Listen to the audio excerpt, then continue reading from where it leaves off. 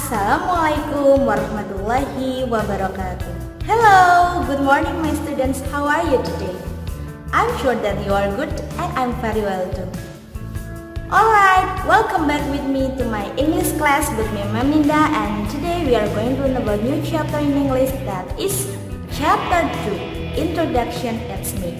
Nah, sebelum kita memulai pembelajaran kita kali ini, seperti biasa, mari kita bersama-sama berdoa agar nantinya kegiatan belajar mengajar kita kali ini dilancarkan dan ilmu yang kita dapatkan bermanfaat bagi kita semua. A'udzubillahi minasyaitonirrajim. Bismillahirrahmanirrahim. Rabbi zidna ilman warzuqni fahma waj'alni minas sholihin. Amin. Alright, without the further ado, let's go to the topic.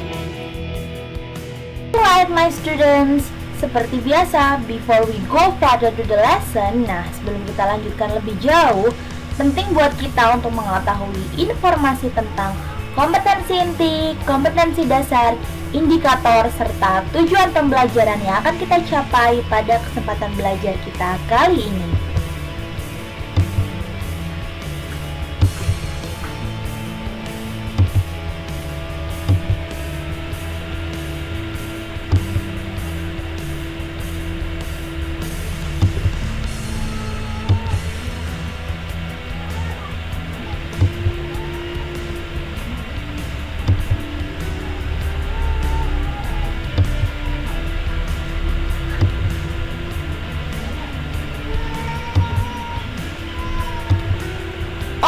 My students, kali ini kita akan mempelajari tentang summary chapter 2.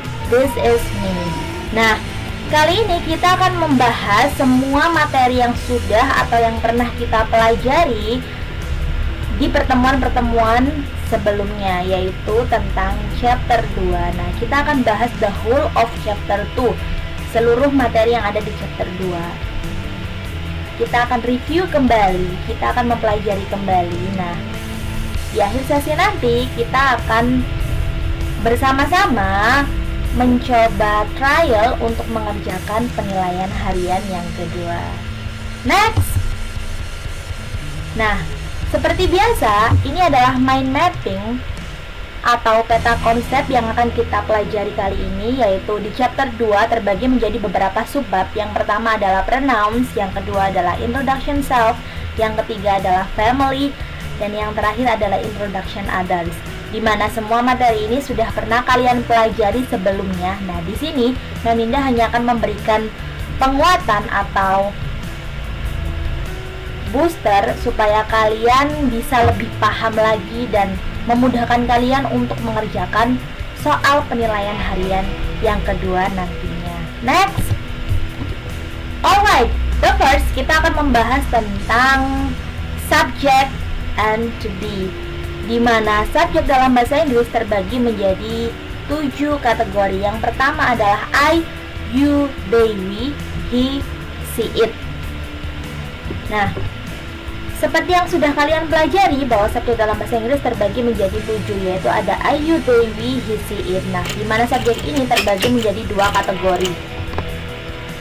Kategori pertama yaitu kategori I, you, they, we, di mana subjek ini merupakan subjek yang jamak. Dengan I adalah pengecualian di sini ya. I berarti saya, you berarti kamu atau kalian, they berarti mereka, we berarti kita. Kemudian kategori yang kedua adalah part he, she, it, di mana ini dikenal dengan subjek singular atau tunggal. He berarti dia laki-laki, she berarti dia perempuan, dan it merupakan kata ganti benda, hewan, ataupun tumbuhan. Nah, oke. Di sini, Meminda akan kenalkan atau membahas kembali tentang to be. Nah, di mana to be dalam bahasa Inggris terbagi menjadi 3 kategori, yaitu am, are, dan is. Bisa kalian lihat di situ. Nah, 3 to be ini terbagi menjadi beberapa bagian dalam penggunaan to be dalam subjek ya. Jadi tidak semua subjek bisa menggunakan to be bebas, tapi ada aturannya. To be am dipakai untuk subjek I. Jadi to be am di sini hanya dipakai untuk subjek I. Kemudian to be are dipakai untuk subjek you, they, we. Dan to be is dipakai untuk subjek he, she, it. Jadi kita tidak boleh sembarangan dalam meletakkan to be dan menggunakan subjek. Nah, bisa kalian lihat di situ penggunaan subjek dan to be dalam bahasa Inggris. For example, the first, to be am menggunakan subjek I am a student, I am happy. Kemudian to be are, di situ menggunakan subjek you are smart. Subjek they are in the class. And subjek we are busy. Next, kemudian adalah to be is, di mana digunakan oleh subjek he, she, it atau nama orang. He is my teacher, she is very beautiful, it is funny, Sule is actor. Nah, jadi itu adalah contoh penggunaan subjek dan to be yang tepat dan benar. Next, kita lanjutkan ke English pronouns. Nah, pronouns di sini terbagi menjadi beberapa kategori, di mana sudah kalian lihat dalam tabel di situ ada subject pronouns, ada object pronouns, ada possessive adjectives, ada possessive pronouns, ada reflexive pronouns. Di mana semua pronouns ini juga sudah Meminda jelaskan di video sebelumnya. Nah, di sini Meminda hanya akan mereview kembali secara singkat untuk merecall kembali atau mengingatkan kembali kepada kalian tentang apa sih English pronouns itu. So, pronouns itu adalah kata ganti benda. Kata ganti yang menggantikan benda. Benda itu apa aja sih yang disebut benda? Orang juga disebut dengan benda, kemudian benda itu sendiri, kemudian hewan, tumbuhan. Nah, jadi itu memiliki kata ganti. Nah, kata ganti dalam bahasa Inggris terbagi menjadi beberapa kategori. Di antaranya itu ada 5 kategori. Yang pertama adalah subject pronouns, yang kedua adalah object pronouns, yang ketiga adalah possessive adjective, yang keempat adalah possessive pronouns, dan yang terakhir adalah reflexive pronouns. Nah, kita tidak boleh menggunakan pronoun sembarangan karena memang ada kategorinya. Kapan kita akan menggunakan subject pronouns, object pronouns, possessive adjective, possessive pronouns maupun reflexive pronouns? Nah, itu ada konteks kalimatnya sendiri. Jika di situ bertindak sebagai subjek, maka kita menggunakan subject pronoun. Tapi jika bertindak sebagai objek, maka kita menggunakan object pronouns. Contoh, Melinda berikan kalimat aku pergi ke sekolah. In English is I go to school. Nah, I di sini kalimat aku dalam bahasa Inggrisnya I itu merupakan subject pronouns karena I di sini bertindak sebagai subjek atau pelaku. Kemudian bagaimana dengan contoh object pronouns? Contohnya adalah dia memberikan ini untukku. Nah, kata untukku di sini, kataku di sini merupakan object pronouns karena aku di sini bertindak sebagai objek, di mana kata ganti untuk object pronouns dalam bentuk aku adalah me. Kemudian untuk bentuk possessive adjective. Nah, possessive adjective ini merupakan kata ganti yang diikuti oleh benda, jadi followed by nouns, tidak bisa berdiri sendiri. Contoh, bukuku, bukumu, bukunya. Nah, itu diikuti dengan kata benda. Jadi my book, your book, her book, his book. Nah, jadi mengikuti atau diikuti dengan kata benda penggunaannya. Kemudian untuk possessive pronouns. Nah, ini hampir sama dengan possessive adjective, hanya saja bedanya jika possessive adjective followed by noun diikuti oleh benda, sedangkan possessive pronoun tidak perlu diikuti oleh benda. Kemudian yang terakhir adalah reflexive pronouns. Reflexive pronouns ini adalah kata ganti yang menerangkan diri sendiri. Jadi jika itu untuk diri kita sendiri maka menggunakan myself. Kemudian jika untuk dirinya sendiri menggunakan yourself. Kemudian untuk dirinya laki-laki sendiri menggunakan himself dan lain sebagainya. Oke, untuk penggunaannya, nah itu memindah ulangi sekali lagi bahwa tergantung dari bagaimana kalimatnya, konteks kalimatnya.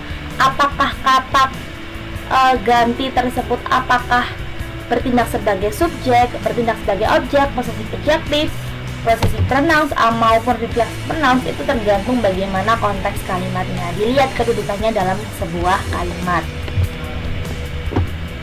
Oke, Meminda hanya terangkan yang I karena you, he, she, it, we, you, they sudah pernah Meminda jelaskan. Kurang lebih sama ya. Yang penting adalah bagaimana cara kalian menganalisis atau mengidentifikasi jenis kalimat itu termasuk subjek, objek, possessive adjective, possessive pronouns maupun reflexive pronouns. Nah, Meminda akan jelaskan satu persatu kembali di sini, yaitu I tadi sudah Meminda singgung. Kemudian you, bentuk subjek pronounsnya adalah you, objek pronounsnya adalah you, possessive adjective-nya adalah your, and possessive pronounsnya adalah yours. Kemudian reflexive pronounsnya adalah yourself. Kemudian untuk he, objek pronounsnya menjadi him, possessive adjective-nya menjadi his, possessive pronounsnya menjadi his, dan reflexive pronounsnya menjadi himself. Kemudian she, kata ganti untuk dia perempuan, objek pronounsnya menjadi her, possessive adjective-nya menjadi her, possessive pronounsnya menjadi hers, kemudian reflexive pronounsnya menjadi herself. Kemudian kata ganti benda atau kata ganti subjek pronounsnya menjadi it, objek pronounsnya menjadi it, tetap possessive adjective-nya menjadi its, kemudian possessive pronounsnya tidak ada ya, dan reflexive pronounsnya menjadi itself. Kemudian we, objek pronounsnya berbeda bentuk menjadi us, kemudian possessive adjective-nya menjadi our, possessive pronounsnya menjadi ours with s ditambahkan dengan s, kemudian reflexive pronounsnya menjadi ourselves. Kemudian untuk you di sini bertindak sebagai plural atau jamak. Kalau yang atas tadi you bertindak sebagai subjek tunggal, yaitu artinya kamu. Nah, di sini you bertindak sebagai plural, yaitu orang kedua, yaitu jamak ya, yang berarti kalian. Nah, objek pronounsnya sebagai you, kemudian possessive adjective-nya menjadi your, possessive pronouns-nya menjadi yours. Kemudian yang berbeda adalah dari reflexive pronouns. Kalau yang tadi di atas, you di atas itu yourself yang berarti dirimu sendiri. Nah, di sini reflexive pronouns-nya untuk you sebagai plural atau you yang berarti kalian itu menjadi yourselves. Jadi berbeda bentuknya. Kemudian untuk they di sini berarti kalian. Nah, objek pronouns-nya menjadi them, possessive adjective-nya menjadi their, possessive pronouns-nya menjadi theirs, kemudian reflexive pronouns-nya menjadi themselves. Nah, dari situ kalian bisa melihat tentang English pronouns dalam bahasa Inggris. Alright, nah kita lanjutkan ke next slide. Oke, kita sudah membahas tentang subject dan to be, kemudian kita membahas singkat tentang English pronouns. Nah, di sini Meminda melanjutkan dengan introduction self. Apa itu introduction self? Yap, betul sekali. Introduction self adalah perkenalan diri kita sendiri kepada orang lain yang baru atau yang belum kita kenal.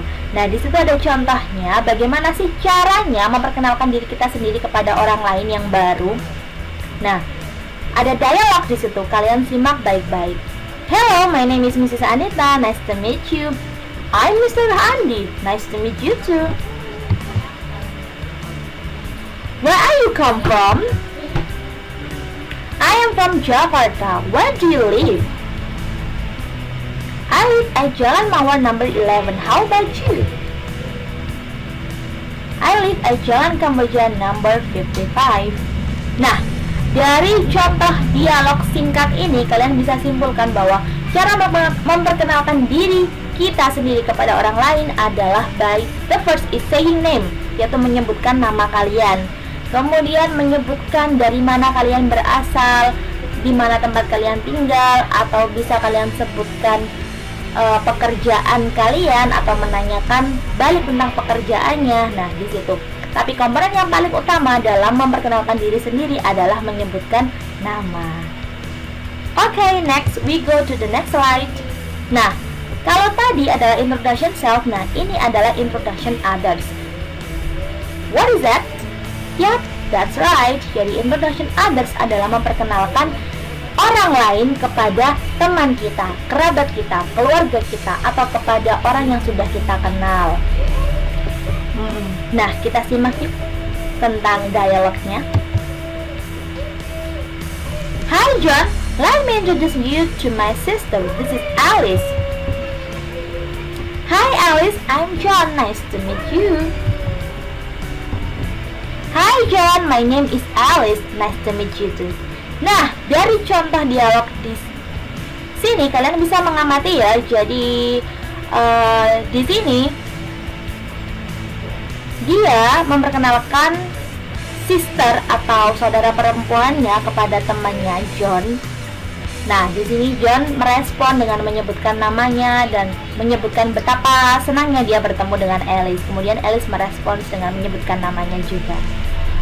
Nah, di sini cara memperkenalkan diri kepada orang lain, cara memperkenalkan diri orang lain atau kerabat kita kepada teman yang sudah kita kenal atau kepada teman kita dengan cara memperkenalkan menggunakan ekspresi. Di situ yang digunakan adalah let me introduce you to my bla bla bla. Izinkan saya memperkenalkan kamu dengan saudara saya, teman saya, keluarga saya, atau kerabat saya. Nah, kemudian menyertakan namanya.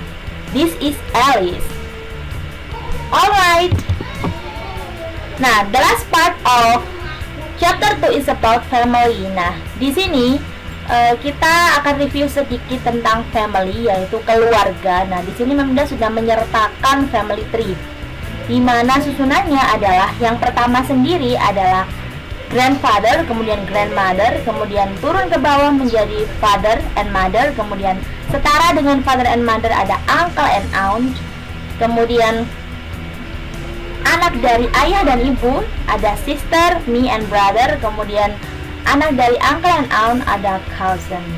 Nah, di sini kalian bisa mengamati di situ ya. Ini adalah contoh dari family tree atau silsilah keluarga yang tepat. Nah, kalian semua memiliki family atau memiliki keluarga. Jadi kalian pasti paham dan bisa untuk memahami tentang silsilah keluarga ini.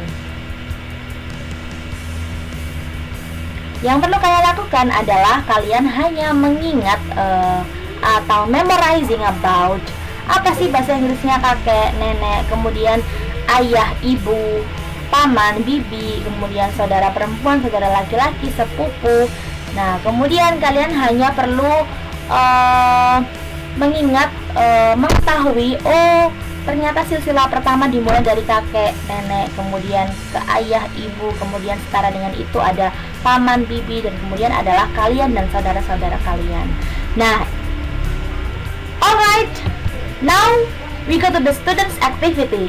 Oke anak-anak, setelah kalian memahami atau mereview kembali materi yang sudah atau yang pernah kita pelajari di chapter 2, nah kini saatnya kalian untuk menjawab soal penilaian harian yang kedua. Nah, di sini ada dialog. Nah, kalian menjawab pertanyaan number 1 dan number 7 berdasarkan dengan dialog yang ada pada layar kaca kalian. Nah, di situ kalian bisa membaca, kemudian kalian amati dulu, lalu kalian jawab pertanyaan number 1 dan number 7 based on the dialogue above. Alright, good luck. Alright, if you finish, how to submit your tasks? Yup, take photos of your tasks and submit it to my email, nindasudiana@gmail.com. Well, my students, because time is up, so we have to end up our session. Let's praise to Allah by reciting doa. A'udzubillahi minasyaitonirrajim. Bismillahirrahmanirrahim. Allahumma inni astaudiuka ma 'allamtanihi fardudhu ilayya inda hajati wa la tansanihi ya rabbal alamin. Amin.